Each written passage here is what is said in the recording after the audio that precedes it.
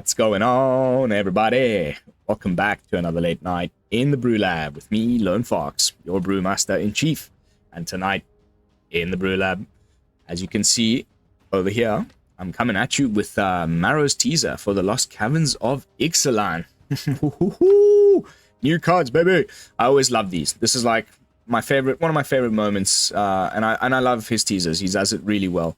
In the whole, like, you know, hype cycle. This starts off the hype cycle, and then, you know, the next thing we're gonna have is the story just dropped actually. I started reading chapter 1 yesterday. You know, not everyone is into that sort of stuff, but it's actually very well written, and I enjoy it. It kind of like informs a lot of the decisions for the card names and stuff like that when you're playing the set. It does make it a lot more fun.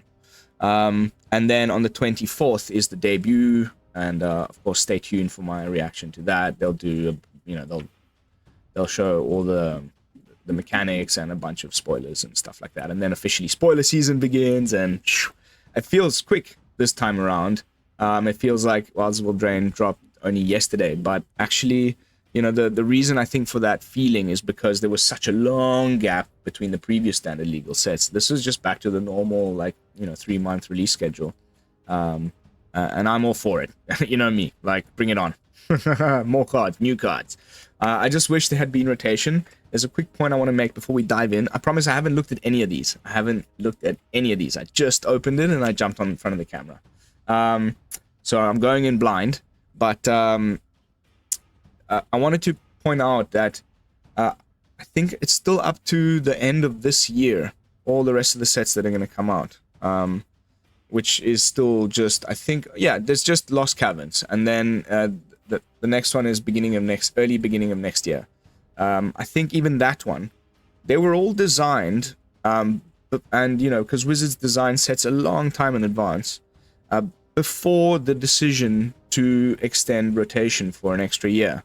And so there's some weird kind of overlaps. I don't know if you've noticed. For example, and I promise, then I'm gonna jump to the, you know, to the teasers. The current Selesnya enchantments deck, where there's the, like, more kind of Kamigawa times, where the triggers were on casting enchantments. You know, I can think of your Cameo of Transience, your Generous Visitor, and all of that stuff, which are definitely more to do with, like, Hallowed Haunting kind of a deck, right? And more about casting enchantments. And then it's overlapped quite nicely a little bit with Calyx, which was the beginning of the, like, you know, they were thinking of what the enchantments deck should become after rotation, because they still thought rotation would happen when they were designing, you know, from Aftermath and Mom, etc. And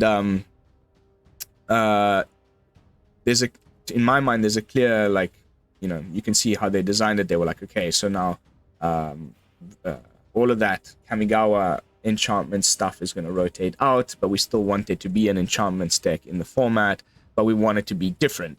Let's make the focus more on ETB triggers and auras. And then they started, you know, there was the invasion of Theros and Calyx, and what's the god called?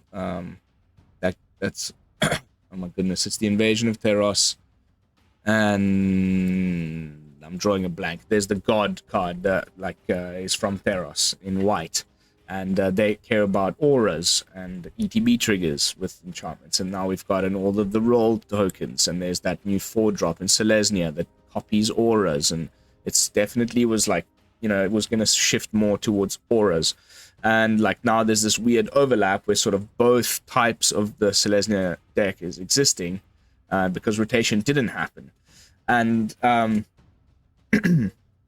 make a long story short, I wonder, like, how much after the decision to extend rotation was Wizards able to retroactively, like, go and fix that up a little bit. Also in terms of, like, balancing, because, you know, there's certain cards that, like, were never supposed to exist in the same format that will, and, you know, they might cause problems and become too broken and whatnot. Like, surely they can, like, change things, even though the set was designed a year ahead of time. They just can go back in and, like, adjust a little bit. I wonder. Let me know what you think in the comments, but I just thought it was an interesting point to make. And now, sorry for the long-winded tangent, but let's jump right into some Lost Cavern of Ixalan teasers. So he starts always with the same introduction, blah, blah, blah, duelist-style teaser, where I give you tiny hints of things to come. Note that I'm only giving you partial information. So first up, here are some things you can expect. A new card with the word 3 times in its rule text. Okay, that could be anything. I guess there's going to be a lot of that as I go through these. Like, it could be anything. But a new land subtype. Now, if I'm not mistaken, please correct me as always in the comments. I'm not like super knowledgeable as some other content creators that like know the rules off by heart and everything. But I believe what they mean by this is something like, when they had deserts in the Tarkir, or like snow forest. I think that's what this means. So my guess is maybe caverns. We're going underground, under the surface of Ixalan, into these caverns, down into the core. Maybe the new land subtype is there'll be like a cavern for each color, and it'll do something cool. Like I really hope so. So yeah, that's my guess on that. As always, sound off down below. Let's start a discussion. That's why I like these teasers, and you can always also join the Discord community. Link is in the description. But the next up is an aura card. This is an aura card we've reprinted numerous times over 20 years. Appears with a new name and is 1 mana cheaper. Like, there's so many options for that when you consider the time period. But there's that one called like fairy wings or something, where it gives the enchanted creature +1/+1 for each other enchantment in play. It's like kind of like a permanent, trigger from Michigo's Reign of Truth on a thing. Those times when there was like an enchantment deck where you would just like stack enchantments on one creature and then like have protection spells and even certain enchantments that give hexproof and whatnot, and just like good luck getting rid of my one thing. And there's that fox that never quite took off in standard that would love a deck like that to happen. So like my hope is that it is that enchantment, but like the only reason why I'm thinking it isn't is because if it would cost 1 mana less and only cost 1 mana instead of 2, then like it might just be a little bit too busted. So let's see. But yeah, it could be so many things. But it's interesting, like connecting to that point I just made about the overlap in the Selesnya deck. Like here's an aura card. Next up, a redone version of a popular mechanic that first premiered in 2009. Now this, I'm afraid, guys, sorry, I was not playing at that time. I could not even hazard a guess. I'm sure there's plenty of you who are watching this that were playing at that time. Again, let me know in the comments. Next up, a new mechanic representing crafting. Now this could be really cool. But I, again, can't guess at all. I'm trying to think of like the setting we're in. Maybe you're like combining, so you need like different bits of artifacts on the battlefield or something, and then once you have them all down, you can like combine them and craft it into one like better card or something like that. Could be interesting. I wonder. But it's a whole new mechanic. Then we've got a card capable of animating both artifacts and enchantments. There's the current, for example, what's his name? The little tough cookie, the 2 mana green artifact. When it enters the battlefield, makes a little food token. And then he's got that activated ability that transforms the food token into a 4/4 creature. I think that's what he means by like animating. We've got Tezzeret right now that also does a similar thing. But this one can do it to both artifacts and enchantments. That's pretty cool. Pretty cool. Then there's a popular Tempest sorcery returning as an enter the battlefield effect. Oh, and again, just a quick tangent again. Like I promise I won't mention it too many more times, but I think it's really interesting. Like the current artifacts deck, where there's like the automaton. I just posted one. and things like the Teething Wormlet now, and that the new Elven Artificer. There's again this weird overlap between like the Kamigawa sort of block, like artifacts being cast, to this more like artifact entering the battlefield effects, and now like there's so many good cards for that deck that we can't decide like which, you know, because there was supposed to have been this rotation, and those cards would have been, you know, out of the format. But anyway, a popular Tempest sorcery returns as an enter the battlefield effect. Tempest. I was playing in Tempest. I was playing paper in Tempest at my LGS with my little bro and my trading binder. I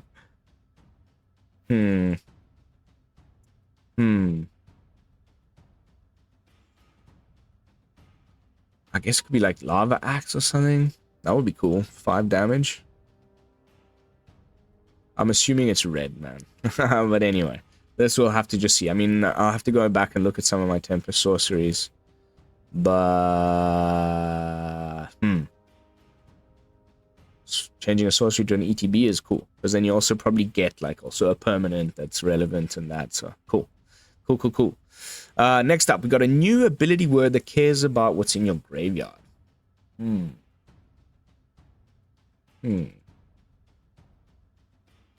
What have we had before that cares about that, and what was it called? Can't think of anything like really that had like a keyword ability. Oh no, sorry, this is a new ability word. No, this one I can't guess at, guys. Let me know down below. Next up, we got some counters in the set. Wow, that's a lot. What? You know, like, you know, shield counters in, you know, just to give you an example, that's what they mean by this. So it's like a specific type of counter that is, like, unique to the set. That is a lot, man. Bore, Chorus, Dread, Finality counters, Landmark, Lore counters we've had before. Net point stun counters we've had before, and time counters. One of which is a new Deciduous counter. Oh, okay. Interesting. That's a lot of new counters, man. This is so far like a lot of stuff that like is has left me just baffled at completely just guessing and clutching at straws. Like, I guess that is a good sign for a set, because it's like you don't know what's coming, and I love that. So I'm actually really hyped for this. You know, besides the fact that we're going to be doing like dinosaur tribal and all, there's a lot of like really fun tribes that I enjoy in Ixalan. Next up, we've got some creature tokens. Oh, that's also a lot. So we got green dinosaur eggs, colorless gnomes, white vampires. Ooh, a lot of vampire stuff coming in, and like, that's cool. That's the one nice thing about this this point I've been belaboring. You know, there's some overlap that's pretty cool, because, you know, you get to still play like with some fun cards from that I did enjoy from, you know, oh my god, the Innistrad block that like would have been gone, and now we'll maybe have some cool little overlap with the new stuff. Again, same thing can be said about dinosaurs. Like, I think Topiary Stomper would have gone. Topiary Stomper is from Streets of New Capenna, so, you know. I think, wouldn't the Streets would have remained? So to Innistrad, and then it goes straight to... No, anyway. Vampires, merfolks, these are the things we were expecting. Pirates, also. Oh, here's Angel. Angel's nice. Angel, the last couple sets, hasn't received much. Alright, interesting. Next, here are some rules text. Oh, I love this part. Okay, so scroll down here a little bit. Some rules texts that will be showing up on cards. As an additional cost to cast a spell, tap 4 untapped... Oh no, yeah, tap 4 untapped artifacts, creatures, and or lands. Oh, okay, so it's 4 things in total. And it can be like, you know, either 4 lands or 4 artifacts. Everything is and or. So you can, okay, I mean, okay. There's a lot of additional cost. You know, you not only have to pay for the thing, And then you also have to tap other stuff. Like, I'm assuming this is some sort of like control deck type spell that you like hold up mana and cast it during the opponent's turn.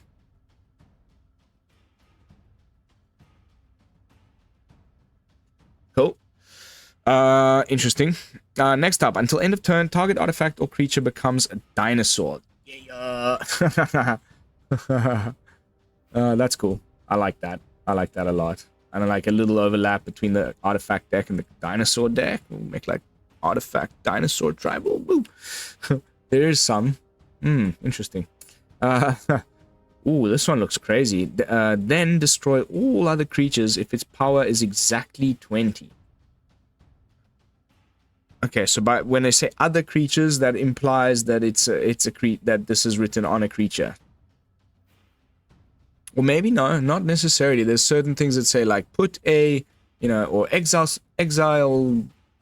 target creature and then destroy all other creatures.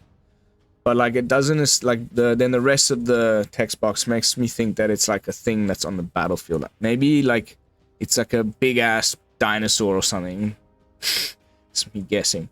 That like somehow like at the beginning of your end step put a +1/+1 counter on and you just like play it in the late game or cheat it in somehow and it's already big and already enters the battlefield like big, and then it gets progressively bigger and you just have to like protect it, and then there'll be some like weird meme deck that finds a way to like quickly boost it to 20 power like the turn it enters the battlefield or something. Those doubling, there's still that. There's a few cards that do it in standard right now, where like your creature's power, they're green cards. I cannot remember the monstrous. Anyway, whatever. It's a green enchantment, doubles also the green Dominus. Now that I think about it, which never been played, and then suddenly the thing goes to 20 power and like it destroys all the other creatures, and you just swing in. That could be pretty cool. Like like a 10/10 dinosaur. There are some. Get that in there, and then you have the enchantment that like doubles its power, and it like goes to 20, destroys all the other creatures, and oh, sick. That's just the kind of combo stuff that I'm into. So I guessed right. I cannot wait to go see again later what how many of these I completely flopped on. Next up, we've got when you new keyword again for the same value. They haven't mentioned any new keywords. So far it's been like new mechanic, a new ability word. Interesting. Alright. Cannot guess at that. Next up, whenever you're dealt combat damage, the attacking player gains control of card name and untaps it. What? This sounds like one of those like where you like have this thing that's bad to have, and then at the point at which like kind of there's a similar deck that was going for a little while where you like the Archfiend of the Dross, that like when it loses all of its oil counters you lose the game, and then at the very last minute before it lost its last oil counter you like gave it to the enemy, and then their turn starts, it loses the oil, and when he loses the game. Something like that, where you want the opponent to have something. Otherwise, it doesn't make any sense, because like you'd have to like let yourself take combat damage, then the attacking player gains control of a card that because it says gaining control of card name and untaps it, so it wouldn't be gaining control of something of his own that he already controls. It would be gaining control of something from you. And like, why would you want to give an opponent something unless it was bad for him, And the fact that it says card name makes me think that it's like something that you play, and it says when it enters the battlefield, choose a card name, and then very long stretch of the imagination there, but that's my guess on that one. Then we've got equipment. Equip, pay 3 or discard a card. I guess that's cool. Like again, overlaps. like the equipment deck is it's like there's that new Kellen card. I haven't actually played with Kellen. I need to still do a Kellen deck. And like the Nahiri's the 5-mana Nahiri enchantment that like blinks everything, and the 4 Mirrodin, the ones that ETB make a token. There's that kind of stuff, and then there's all the like cost reduction of equipment and weird, like there was this weird kind of overlap with the equipment deck, and no one knows how to play it properly, and it's just all over the place. Like, but okay, so this is just some other equipment. We'll find out what. Nothing really I can say about that. Then next up we got whenever you cast a permanent spell using mana produced by card name, up to one other target permanent you control becomes a copy of that spell until end of turn. I like these types of things. I'm thinking of Vesuvan Duplimancy.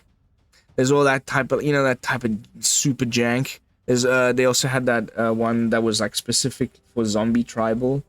The double zombie. Every time you cast a zombie, it like doubled.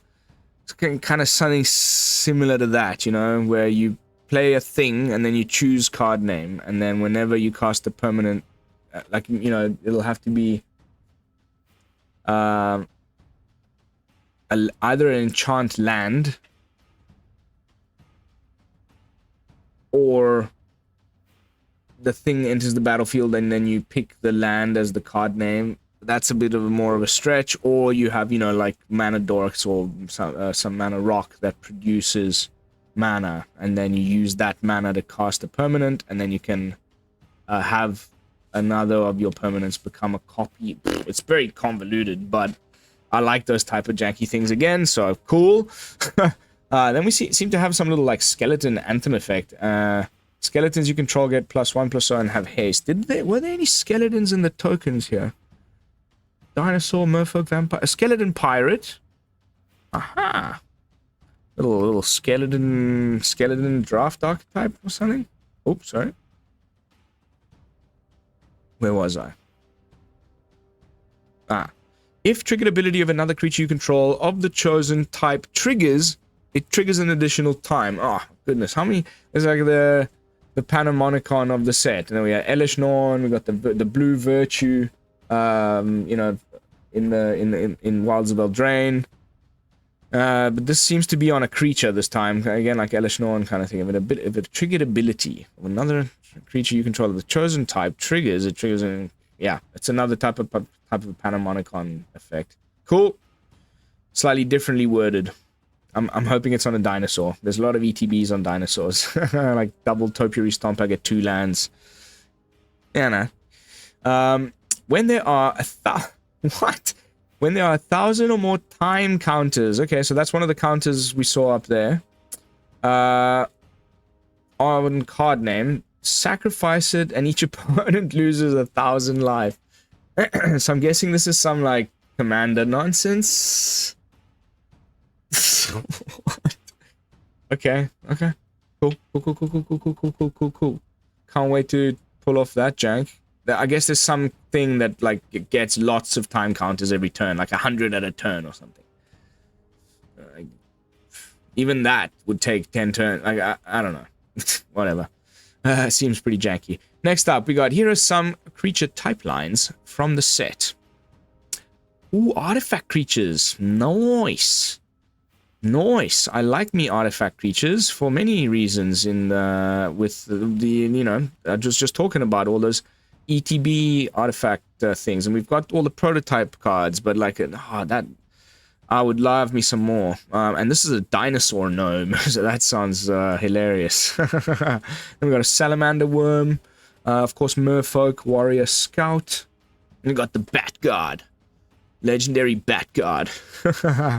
Then we got a little capybara. Oh, we saw the capybaras. There was during the Barcelona.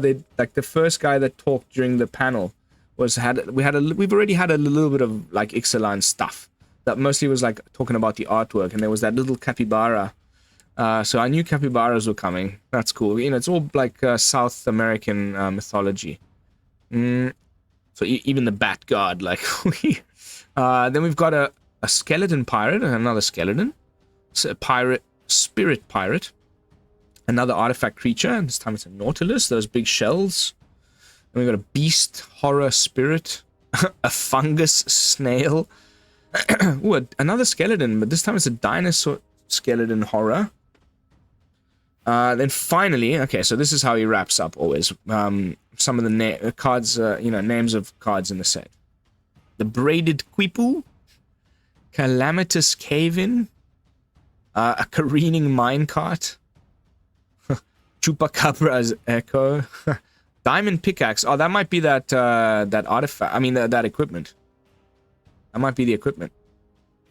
Eaten by Piranhas, Out of Air, Pirate Hat. Huh, I've just been watching One Piece on Netflix. Wasn't actually as terrible as I thought it might be. It was kind of cringy, but like, I mean, I've watched the anime, or a lot of the anime, so like, yeah, it was okay. And then Sovereigns. Oh, here we go. Like, this is the like South American mythology stuff that I was talking about. Like this, the pronounce, but they always have this like TL at the end. Quetzalcoatl, and you know, this is the Macho Huitl. So cool. Like really rich mythology. Like I'm super keen on the set. And then Spelunking to wrap things up. And then of course, I did mention this at the beginning, but yeah, there's going to be the debut on the 24th, and then the full story is already dropped. If you want to read that kind of stuff. My opponents keep on setting themselves to 999 life. Finally have a way to deal with that. Skeletons. Wow, what? Hey. Oh, no, I guessed caverns. But yeah, nice. Capybara. Yeah, a lot of positive stuff, man.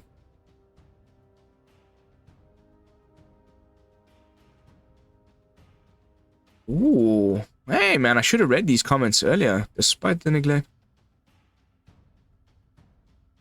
Skeletons. I don't think it's pacifism, man. I don't think it's pacifism. But it could be.